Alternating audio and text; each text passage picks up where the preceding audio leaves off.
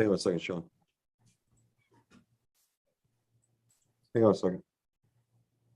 Okay, you're good to go. Thanks, Chris. Good afternoon, everyone. Welcome to our Police Pension Board meeting. It's Monday, July 11th. We're at 1:10 p.m. We're meeting remotely via Zoom. We have a handful of council members and Steve Siraj from our pension board, Councilman Randy Allison, Councilman Eric Biter, Council Vice President Bonnie Katz, myself, Adam Yoder. Molly Steele Shrimp is here from HR to present one of the items on the agenda, as well as a few representatives from a firm on the item that we're discussing today. We have Treasurer Kevin Mackey. Welcome, Kevin. Good to see you. Controller Peg Woodring, our City Clerk Janice Frank is here 4 minutes as well. Item 1, approval of the minutes dated February 4th, 2021. Is there a motion and a second for approval of the minutes? Motion. Motion and a second. I think Randy seconded it there. Are there any items of discussion or questions related to the minutes from February? Hearing and seeing none, Mrs. Frank, would you call the vote for the motion, please? Mr. Allison, Randy, you're muted. Now it's a yes. Mr. Biter, Yes. Mrs. Katz, Yes. Mr. Siraj, Yes. Mr. Yoder. Yes, motion passes 5-0. We'll move to item 2. Item 2 is recommended changes to actuarial assumptions for Williamsport police retirement. Is there a motion and a second? So moved. Second. Motion and a second. I'll turn it over to Molly Steele Shrimp. Good afternoon. I almost said good morning. Good afternoon. Thank you. So I'm here to introduce representative from Mockenhop Benefits Group. They are the actuary and consultant for the police pension plan, and they're here to present recommendations from the 2021 actuarial assumption study for your consideration. I will let Colleen Deere take it away. All right. Thanks for inviting us here today. So as we normally do every time we do a biennial actuarial report for the plans, the actuary reviews the assumptions and determines whether or not any changes need to be made in the upcoming assumptions. And in this case, we're talking about the 1/1/21 actuarial report, and he put together his list of recommendations. And under state law, under Act 205, the assumptions have to be consented to by the governing body. So we're presenting them to you to discuss and make a decision on whether or not you agree with the recommendations. And then we would implement the new assumptions, if any, into the 2021 valuation, which needs to be completed pretty quickly to make it into the filing with the state for the deadline to make sure that you get your state aid and everything. Dave Stimson is the actuary for the plans. I'm going to let him go over the specific recommendations he was making. Yes, thank you. The recommendations, I think you have those in the letter dated in February 25th.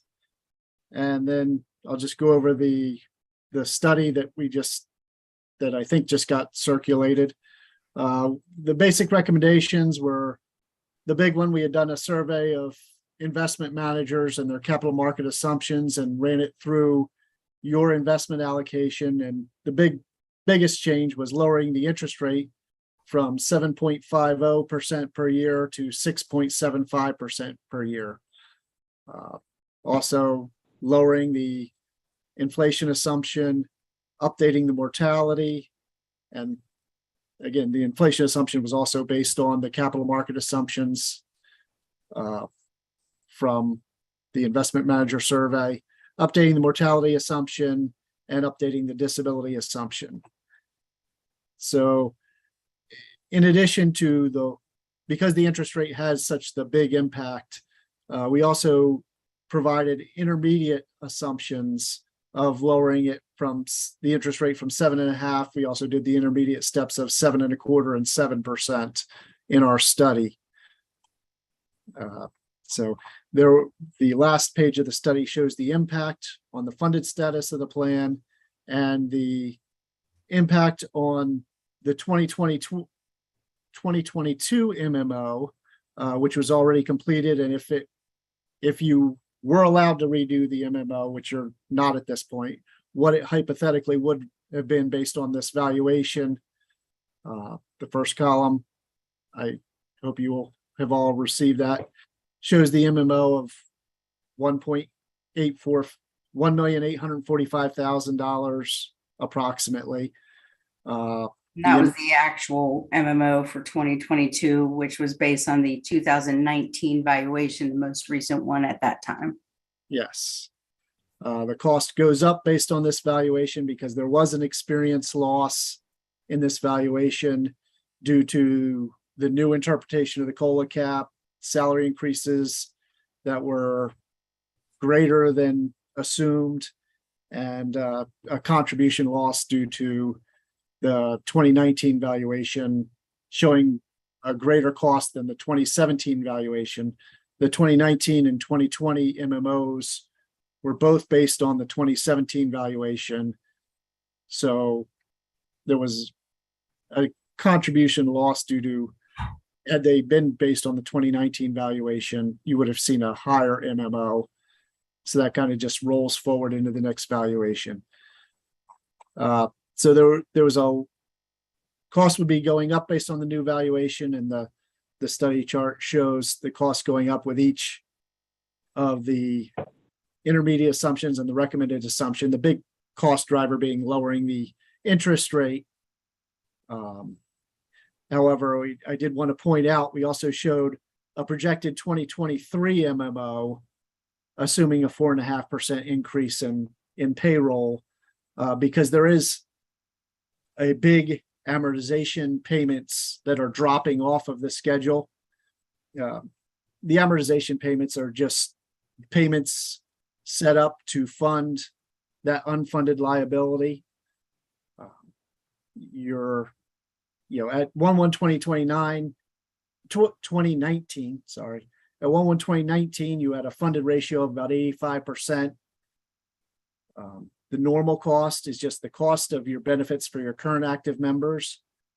And then the amortization payment there is the payment to pay off that unfunded liability. We add new amortization bases every year. So that amortization schedule is always changing, but there's some rather large amortization bases coming off the books for 2023. 2022 was the last year that they were included in the MMO, and that's going to lower the MMO about $500,000, which is substantial. So I wanted to include that in the analysis and just show what the projected MMO is projected to look like. So it just kind of works out timing wise almost perfectly with that one amortization payment coming off that was set up a number of valuations ago that'll be fully paid off and amortized. Actually, I guess this year will fall off of next year's MMO at the same time when the new valuation is implemented that might show some higher costs with the actuarial losses and the changes of the assumptions. The net effect is not, even if you went to the full recommended assumptions, the increase in the MMO won't be that much more than what it was before on the old valuation. Right. That big base that was dropping off was from the 2011 experience loss in the 2011 valuation. That was probably, I didn't look it up, but that's probably due to asset smoothing, the big loss from the 2008, 2009 market crash. Does anybody have any questions? Did everybody at least get that study? I know it was just circulated. Yeah, I have a couple questions, Dave, if you don't mind. I'm Steve Siraj with the FOP. And I got the study just emailed to me just now, have not had a chance to look at it, but based on the letter, and I want to thank Mockenhop for getting that out in February, although we did not get that. I understand there were some problems. Do we have to accept these changes that are recommended all in one, or is there steps that can be taken, take some, not others? How will that work? Well, the assumptions are the joint responsibility of the actuary and the governing body of the plan. That's why in this assumption study, we set out a couple intermediate assumption steps, sort of, so that you can take different alternatives. The interest rate's the big cost driver. All the changes that we showed included the change in mortality and disability assumptions. Those are much smaller changes. I don't have that teased out, but so if you want, we showed the cost. If you wanted to, accept the assumptions but not go the whole way on the interest rate, we showed those alternatives. So there's three alternatives, including the recommended assumptions, the full recommended assumptions, and then stopping at each point in the interest rate. So since you did this back in February and you have an inflation rate looking at it declining, would that world events have significantly changed since February? We've invaded Ukraine. I think we've been pushed much closer to a recession, going from a bull market more to a bear market. Would your recommendation, even regarding the inflation assumptions and changing those, change now today as opposed to what they were back in February? Well, great question. Those were based, and those are assumptions forward-looking from 1/1/2021. And we had done a survey of investment managers. We'd gotten their capital market assumptions and their interest rate assumptions. And as of 1/1/2021, the average result of the survey was about 2.14% inflation going forward. We weren't going all the way down there, so we were kind of recommending going to 2.5. Yeah, expectations have changed. I still think long-term, I feel comfortable with 2.5. Now, we did in the 7.25, because the interest rate and inflation are very much related. In the 7.25 assumption scenario, we were including a 2.75 inflation recommendation. I still think long-term, it's going to be below 3%, but we rely heavily on I'm an actuary. I do have some background there, but I do rely heavily on the investment managers who should have some more expertise in that area. And as of 1/1/2021, they were all saying the average of their response was about 2.14%. I would expect that'd be a little bit higher today. I don't know how much higher, but as of 1/1/2021, 2.5 is my best estimate.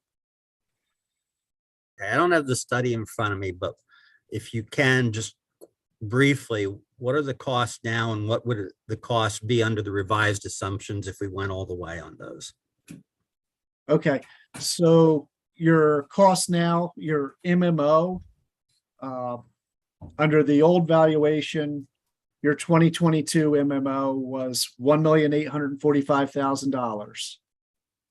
If it would be based on, and you're not allowed to update your MMO at this point, but if it had been based on this 2021 valuation without any assumption changes, it would be $1,955,000. With the full recommended assumptions changes, that would be $2,469,000.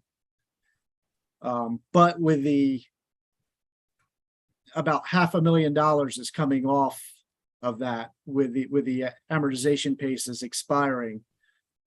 If you project that forward, your payroll forward with 4.5% increase in payroll and subtract out the roughly $514,000 of amortization payments that are going away, that projected 2023 MMO is about $1,997,000 with all the recommended assumption changes.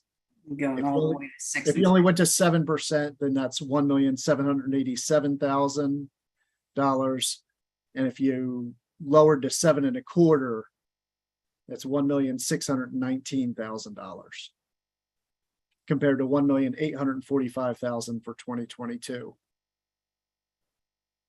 Thank you.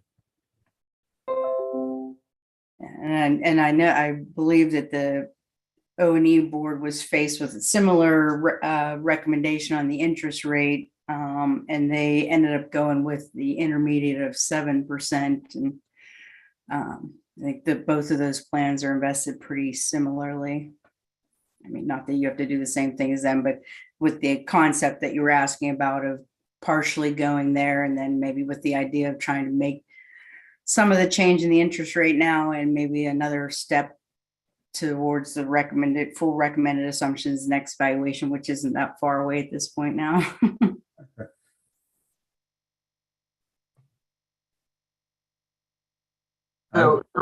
So realistically, if we, the lower the interest rate, the more conservative we're essentially planning on this being, right? Right. And realistically, at least by the current study's terms, I mean, if we would go as conservative as they're recommending, we're really in line with where we've been having our MMO costs over the past couple of years. So,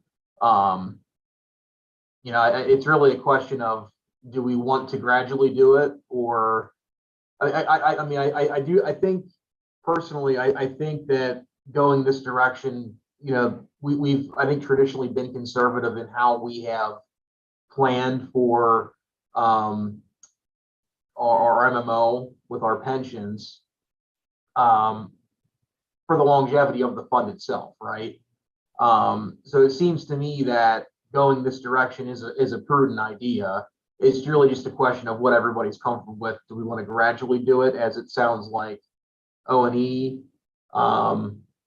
is doing, or are we comfortable going with the full recommended change to, I think, 6% whatever? I don't have it in front of me on my phone here.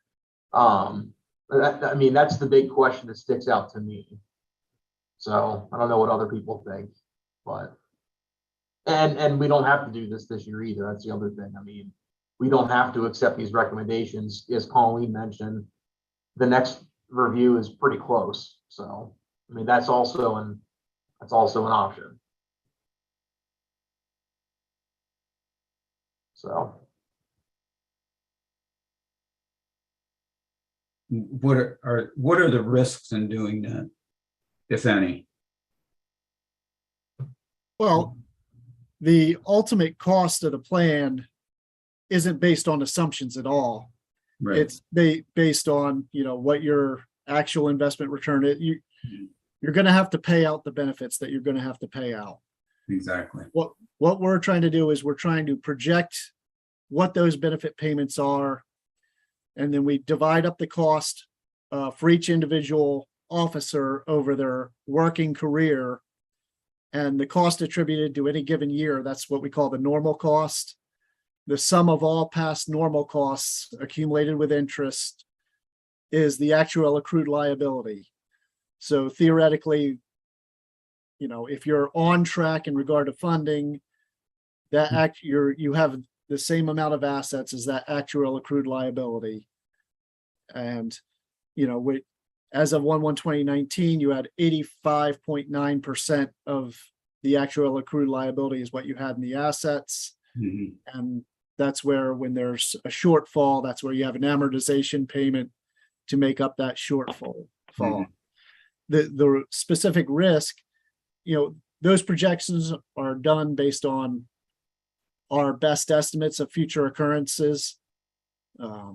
And when you're too aggressive on the assumptions and they fall short, we're doing a model that's supposed to give you a level cost model is what they call it. And so when you fall short of your assumptions, you end up putting less money now, more money later on. So it's kind of a pay me now, pay me later. And when you fall short, you end up paying more with interest, because that money hasn't generated returns. So you end up with increasing costs when you consistently fall short of the assumptions. And if the assumptions are too conservative, you end up with decreasing costs as you continually experience gains. But you do have about $500,000 coming off of the amortization payment. So it's not quite as risky. Yeah. If you want to take a sort of smooth cost approach, if you're going to move more conservative, it seems like that's a good opportunity to go there. And the recommended assumptions, they are our best estimate, my best estimate recommendations. So I wouldn't even view those as conservative. That's kind of our best estimate. But it is. Well, as a layperson, especially in this kind of situation, I'm not expecting any good news for a while. So I'd like to bake that into the pie as well. Yeah, it's a very good point, Randy. I mean, Steve had referenced it. A lot's changed since the beginning of the year, and the outlook over the next 12 to 24 months doesn't look any better. So, Adam, I have a question for you or Molly. As I am also a lay person, has the pension board advisors, Bill Warbeck, Deb Schneider, been apprised of all this? I don't see them on. And Steve, I'm on the call. Okay, I value their input on this.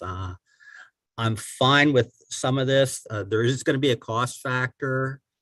I'm not sure that maybe an intermediate step on the interest rate would be the best course of action, and then we can further fully evaluate it and address any questions we have in the interim period. I mean, had this been brought to the board's attention, I think in February, we could have addressed any questions we had in March or April and come to this conclusion. But it seems now that we're at the 11th hour and we have to act on something if we're going to do anything now because of pending deadlines. I think that makes sense. I agree. We go through these percentages. Let's say, 4 years ago, we were happy with the way the direction everything was going, but now the world has changed completely. And I think it's time where we've really got to watch where we're going and be more conservative of where we're going. As you said, we're going to pay for this one way or the other. And, but I think we do have to be more conservative at this point. But Steve, I agree with you. Maybe we should, wait and see if there's anything else that comes down the pipeline here. Well, like I said, I'm fine with adjusting the interest rate down from 7.5% to 7%. Maybe 6.75 is too big a jump. Going the same distance as maybe O and E is being a little bit conservative. I make some movement and then adjust further down the road. Seems to be a prudent course of action. Yeah, Steve, I would agree. Does anybody have any thoughts or other perspectives on the other recommendations? Because they also talk about, the CPI, mortality assumption, all that other stuff. Are we comfortable with those as recommended, or are there? Again, this CPI seems rather optimistic, but Understood. Yeah, I agree. Question I have regarding the mortality study is, what is the difference between the old table and this table? I'd certainly like the opportunity to compare them and see them both. I don't know. I understand mortality affects your assumptions and it'll affect the MMO. The question I would have is, what's the difference here between the two? Yes, as far as its impact on the cost, the mortality change is very small. The old table is the RP 2014 mortality table. That incorporates, both of these tables were put out by the Society of Actuaries. They're somewhat standardized tables. The RP 2014 mortality table was based on all pension plan data that they had collected. The PubS 2010 mortality table is just based on public plan retirement mortality, and the PubS mortality table just takes into account public safety members within the retirement plans. So that would be geared right towards the police, would fall in that demographic. Don't be confused by the year there. 2014, they used to always, basically, we would come out with a new mortality table, or Society of Actuaries would come out with a new mortality traditionally about every 10 years. And they always labeled the mortality table by the year that they released it. But they have, within the last 20 years, within the last 10 years, they've really changed our practice in that we're not just using base mortality rates, we're also projecting mortality improvement. So it's not just using the rates of mortality from the last table. We're assuming that mortality is always going to improve. So there's not big changes from table to table because we're always projecting mortality rates improve. So the 2014 table was labeled, it came out in 2014, but the central year of the experience study was 2006. The PubS 2010 mortality table came out about 4 years ago, and the central year of the experience study period was 2010. So it is more recent data. It's just on the public safety, and there's the base rates were a little bit lower, showing, some mortality improvement between the two dates. So it does show that people were living longer. Since 2010, you've probably heard that, mortality expectations are not increasing as in recent years. So I've built in, instead of projecting mortality improvement from 2010, we're projecting mortality improvement in my recommendation from 2020. So I'm kind of building in a 10-year lag where there's no mortality improvement to kind of account for changes in mortality rates that have been experienced since the table came out. So going back to your question, there's not a big difference going from RP 2014 with the 50% blue collar adjustment to the new table. And I don't have those numbers teased out in front of me. It really, I think it affects the difference in mortality between males and females was actually a little bit different, and between older and younger. So it really, the impact it had on individual plans varied. I couldn't make a blanket statement that, this increased your cost or this decreased your cost, but it is actually pretty close to the old table to the rates from the old tables, but we are recommending going to a newer table that's based solely on public safety employee data in public plans. Whereas the RP 2014 table did not include any public plan data. It was all from private sector retirement plans data. So, and the difference in disability, as the next question, we use the Social Security Administration's disability assumptions. We're updating it from their 2010 assumptions to their 2020 assumptions. Difference is very minute, and it was actually a slight decrease in disability rates, which would ever so slightly decrease your costs, but you probably wouldn't even notice it. But that would slightly decrease the disability assumption change would slightly decrease the cost, but that's not as impactful as anything else. The mortality assumption might slightly increase the cost, but nowhere near the same as a 25 basis point reduction in the interest rate. I mean,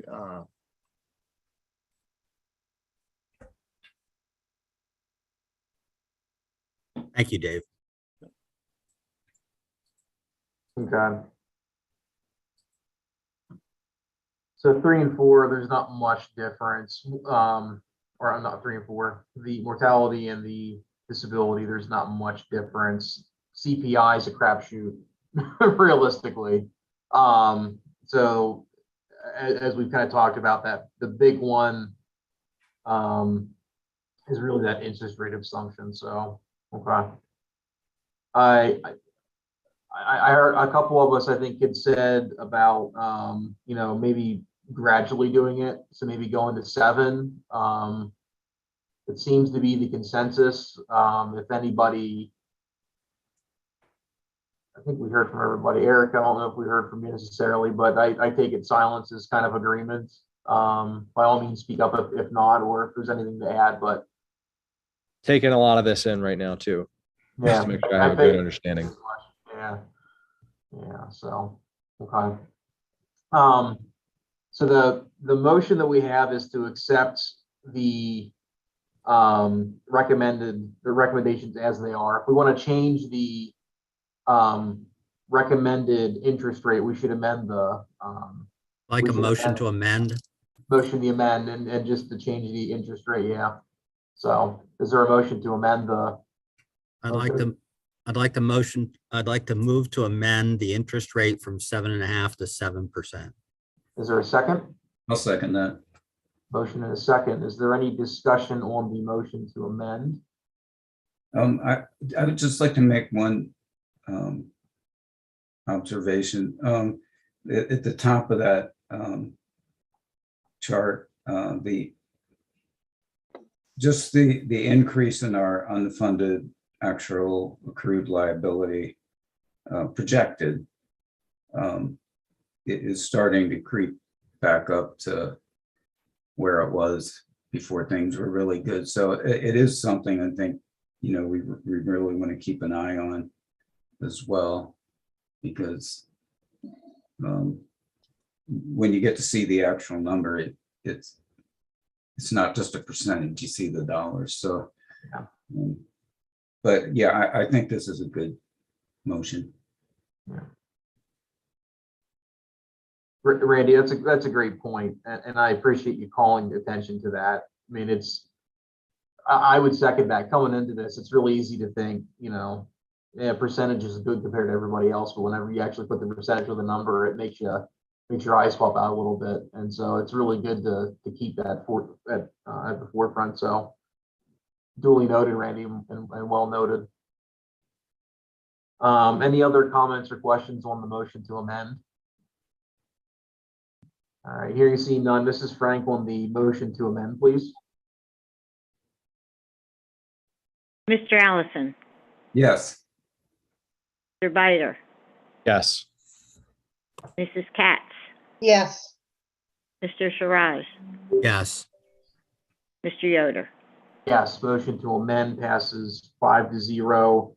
We're back at the main motion. And again, the main motion is to accept all of the changes, recommended changes that were presented. So we've changed the interest rate assumption that was recommended. But the other three recommended items would also be adopted if we pass the main motion without amending anything else. So any other comments or questions related to this item from anybody? Any more questions for Colleen, Gabrielle, or Dave, anything? Okay. Here you see, go ahead. Oh. Never mind. I thought somebody was speaking up, sorry. Mrs. Franklin on the main motion, please. Mr. Allison, Yes. Mr. Bider, Yes. Mrs. Katz, Yes, Mr. Suraj, Yes. Mr. Yoder. Yes, main motion passes 5-0. Item 3, any related items? Are there any other related items for anybody that is here? All right, hearing and seeing none, I'll take a motion in a second for adjournment. so move. Second. Motion in a second, all in favor? Aye. Aye. All right, meeting's concluded. Thank you all. Mhm. Thank you, everybody. Thanks, Very everyone.